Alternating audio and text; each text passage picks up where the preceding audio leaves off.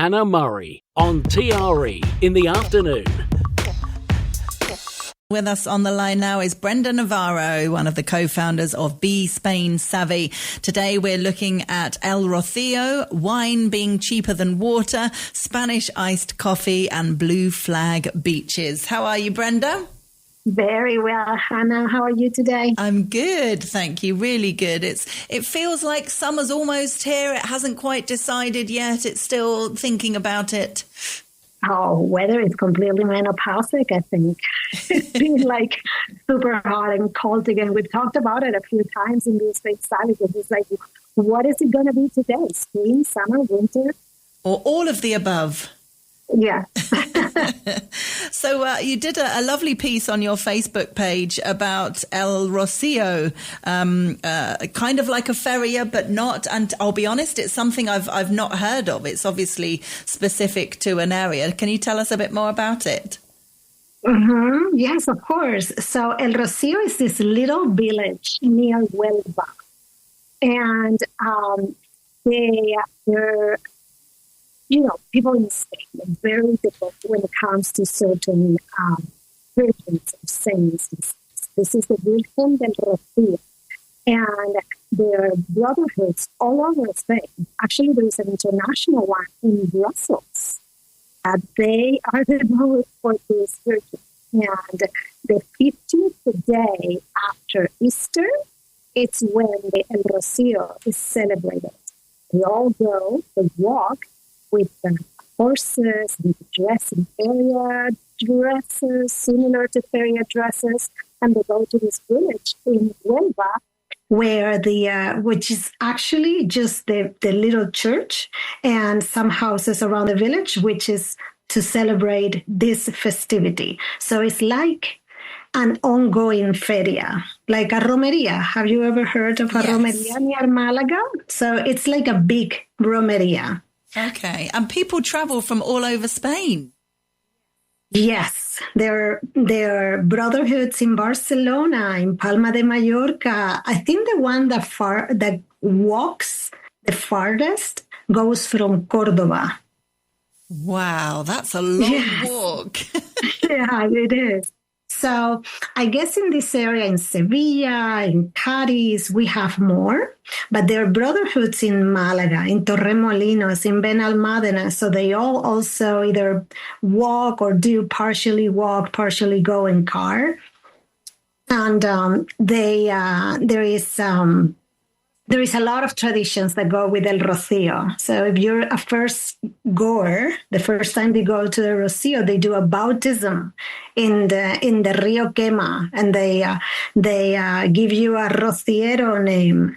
So it's fun, and when you see it for the first time, it really looks like the Wild West, because the Rocio village doesn't have cars. Everybody goes in horses, and they don't have like asphalt on the street. It's still like albero, just like in the feria, that the yellow sand in the pavement.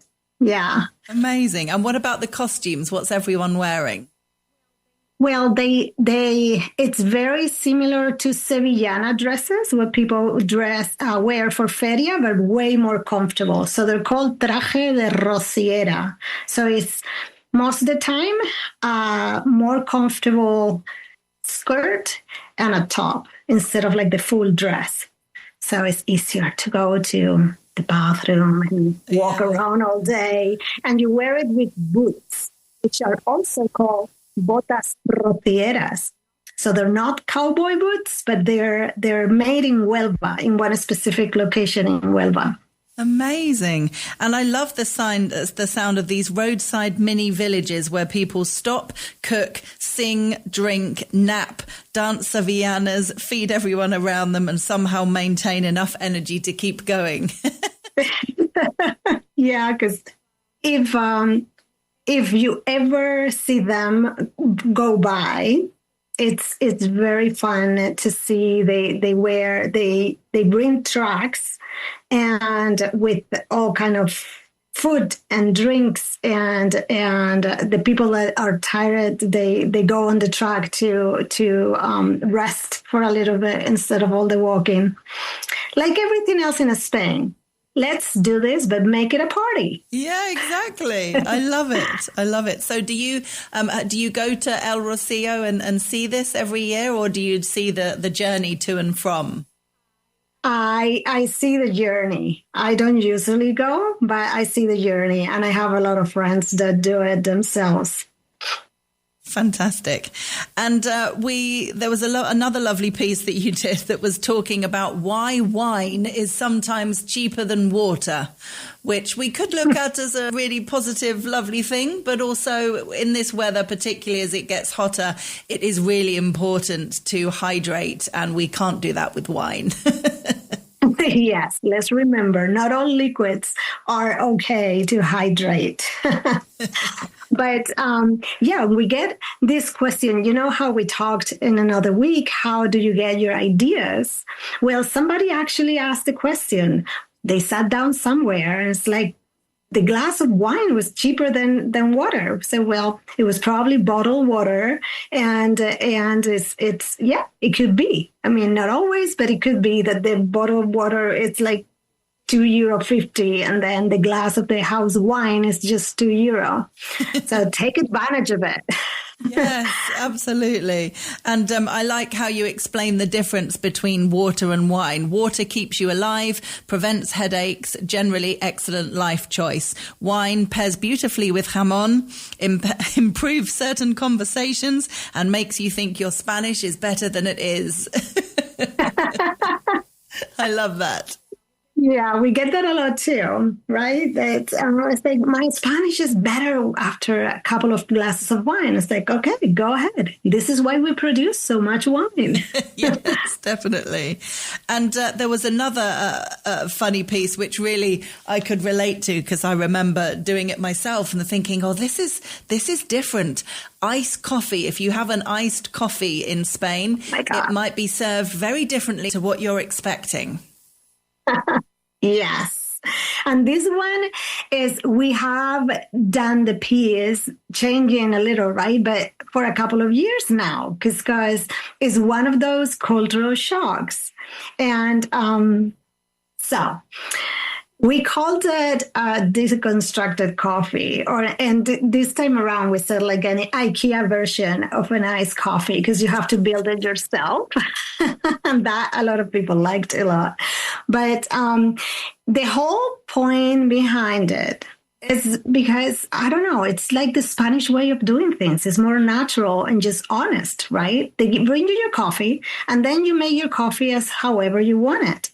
You put sugar, you put sweetener, whatever it is that you want, how you want your coffee. And then they bring you a big glass with a big chunk of ice, because, you know, ice here is like big. and then you do it yourself. But it's just funny to see some of the people's reaction when they get that deconstructed version of iced coffee for the first time. It's like, what am I supposed to do with this? And the other thing that you point out, which I think is really good for people to know, is they need to order the coffee how they would normally like coffee. So if you want an Americano, or if you want a café con leche, so you order the coffee that you want, and then you just say con hielo. Yeah, exactly. So if you do café solo, so just black coffee, or you do café con leche, cortado, we have another piece about the coffee because it's a whole nother thing here, right? And so you order the coffee as you want it, and then you make it cold yourself. Yeah. And you have to pour it quite expertly with confidence, because you're pouring from a normal, not really a mug, a cup of coffee with a handle into glass sometimes. If you're pouring from glass, it's sometimes easier, but pouring from a cup can be difficult because you can spill it everywhere. So you've got to kind of go for it. If you're a bit tentative, you'll make a right mess. Oh, no. You need to be assertive for the iced coffee pouring. And we have asked for videos, by the way, videos and pictures, because this is very funny when people send us picture of all the coffee spilled all over the table. And I was like, well, after 3 iced coffees. Now I got it. Yes, it takes a bit of practice. Something which I never really get, going off piste slightly, when you order tea, which I don't really do, to be honest. I'm not massively into tea, but a lot of British people obviously love tea. If they order tea and it comes in one of those silver teapots and you get a tea bag in it, they're really difficult to pour. You pour them and it just goes everywhere. And you think, surely the point of this device is to enable you to pour hot water. Doesn't have any other purpose. But they're a nightmare. They don't work. So whoever invented the device, like you said, how did they manage to do a device that its only purpose is to serve the tea or the water inside it, and it spills everywhere? Yeah. While we're on the subject of things that annoy us to do with tea and coffee, when you go somewhere and order a coffee and it comes in a cup and you can't fit your finger through the hole in order to pick the cup up, that drives me mad. Again, the person designing the cup doesn't have a lot to think of. The fact that, the main basis is in order to pick the cup up. So it's not a glass, it's a cup that you put your finger through. And you have to hold it like this if you can't put your finger through. It's ridiculous. Totally. So going on the tea, in Spain, we have absolutely no idea how to do tea. Okay? All we know how to do is to put a little bag into water. So if anybody, besides that, we're going to do it wrong. So if you really want a British tea with milk, never talk about the milk first. Just order your tea and then say later on that you want milk. So that's the only way, because if not, like 50% of the time, you're going to get your tea bag in the milk. Yes, which people won't like. Yeah. So order the tea, get the cup, get the hot water, get the bag, however it comes, and then say, oh, can I have some milk? Oh, yeah, can I have a little bit of milk? That way, yes. you never get it wrong. Yes. Because you can try to say, I want tea, and I want a little water, and then I want the milk on the side, and they just hear milk, and and then you know how the order gets passed on somebody else, and I say, oh, they want tea and milk? Okay. So, yeah. Because sometimes they ask you, if you order tea, they ask if you want lemon with it. Because they sometimes serve tea with lemon, which in the UK would never be a thing. Well, not with normal tea. You might have a lemon herbal tea, but you wouldn't have normal tea with lemon. Like, that's not a thing. That's because you know what you're doing with your tea, and we have no clue. Yeah, interesting. And there was a really interesting piece about blue flag beaches, really important for people to understand what a blue flag beach means and what it doesn't mean. Mm-hmm. So, yeah, there's like almost 800 in Spain. And of course, Spain. There's a lot of coast, right? But it means that the beach meet certain criteria that the European Union, of course, put out. And it has certain services for mobility, for bathrooms. So it's clean. So it's like the cities that receive a big amount of blue flags are very proud about it. And actually, it was Valencia, the Valencia region that got the most awarded blue flag beaches in Spain. So, with Andalusia second. Yes, Andalusia second. Yes. And that doesn't mean that they're the best. No. Careful with this, because some people like to go to the beach and just be by themselves in one of these ones that don't have as good of services, or maybe, they don't have bathrooms, they don't have a lifeguard or services for like mobility or good accesses. You just like to go to one of those that are kind of like more secret and be more isolated. These are not the type. No. These are the type to do family kids, and you know that they're clean and they're maintained, and that you have lifeguards and stuff, but doesn't mean that they're better than the other ones. It just means that they comply with certain services. And they're generally more popular, I guess, for that course. reason, or they might be in the town centre, the city beaches. Or whatever. How it works in Spain is the easier the access, the more the people. Yes. So as soon as you have to walk for a little bit from the stairs or where you park your car, that's where it starts to be more isolated and less people. Yeah. And the other thing that was fascinating, the blue flags are not just for sea beaches. Spain has inland blue flag beaches. Yes, for like lakes and some other areas, right? Inland Spain. There's like 11, I think. It was funny. Yeah. Yeah, really interesting. Well, if people want to read up on the topics that we've talked about and so much more, there's so many great, interesting articles about living in Spain and the culture of Spain and the lifestyle of Spain.